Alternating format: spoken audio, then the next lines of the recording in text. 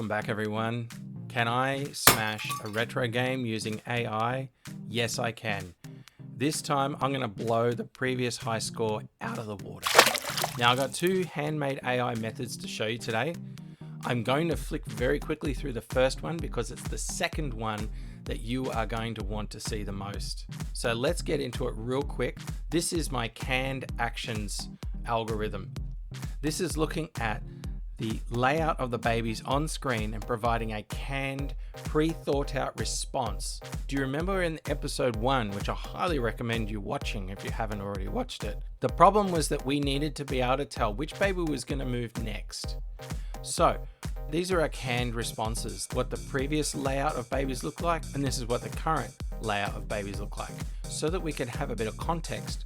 As you can see, I've got multiple types and categories of canned responses, and the list of them goes on and on and on and on and on and on. So let's have a look. I'm now running them in groups of 10, by the way. Let's have a look at the best game that I got out of this method.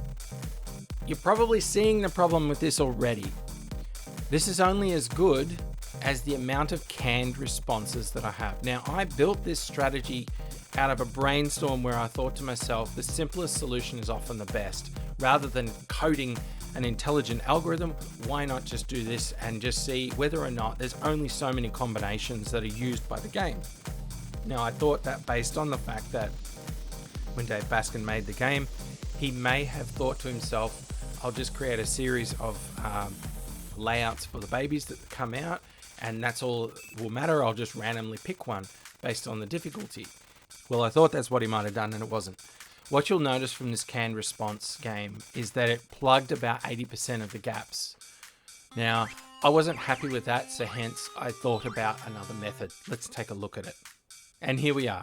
So this is the predictive algorithm. Now, you'll first of all notice we're throwing every position from position 1 all the way through to position 30. What this does is it pulls apart the string and then goes through a process of elimination. It says if there's a single baby, then react to a single position. So that you might remember the key spam method in part 1.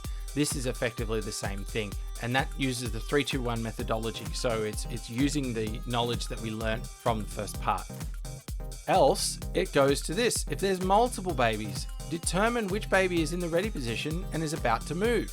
Remember, only one column at a time is going to change. If position 3 current is not equals, got a not there, to the previous position 3, then that means position 3 has changed. So then it says, if position 2, which is the next one behind it, remember it updates from right to left, if ready position 2 contains 1, that means that the one right behind the update is ready to be caught. If not, it looks at the next one and says, what about position 1? Is that ready? Now, of course, then it's just copy paste and it returns the output position. Let's see it in action. I can't wait to show you the result.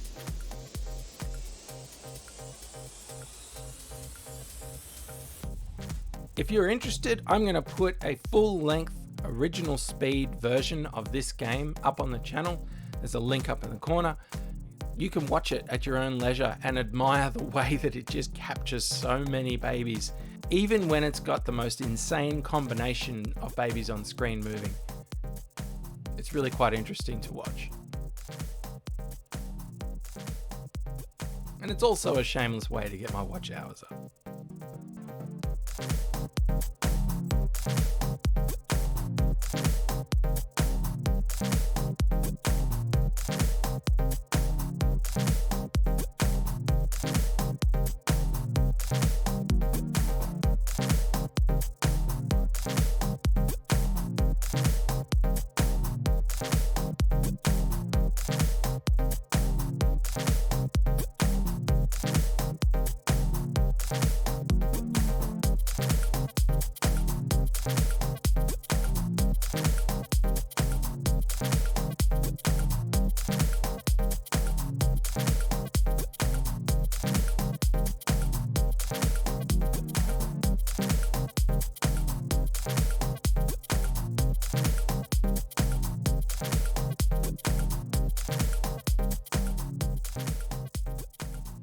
Thanks to all the subscribers who have subscribed to the channel. That really helps the channel to grow. Thanks to everyone who's dropped a like.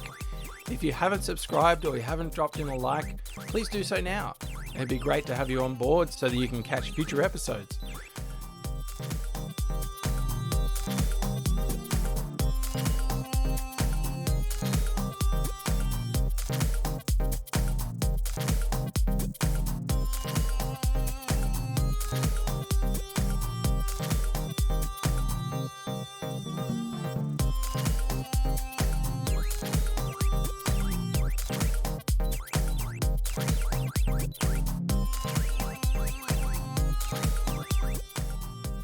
Now, part 3 is coming.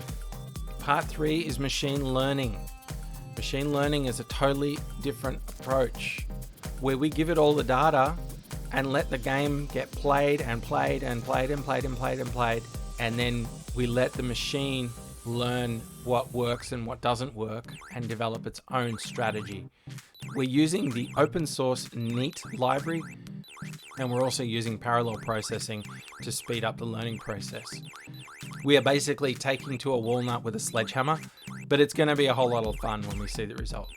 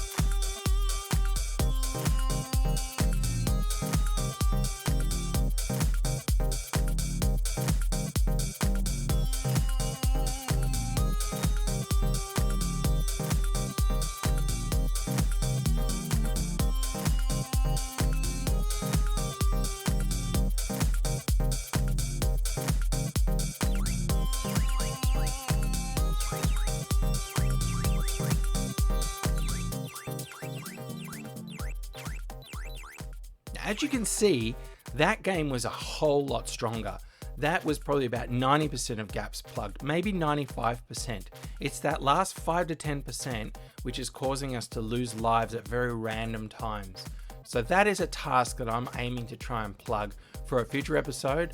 But I have to say, at this point, I feel like I have successfully and utterly smashed this game using AI. Hang on for part 3 because it's going to be a doozy. Until next time, catch you all.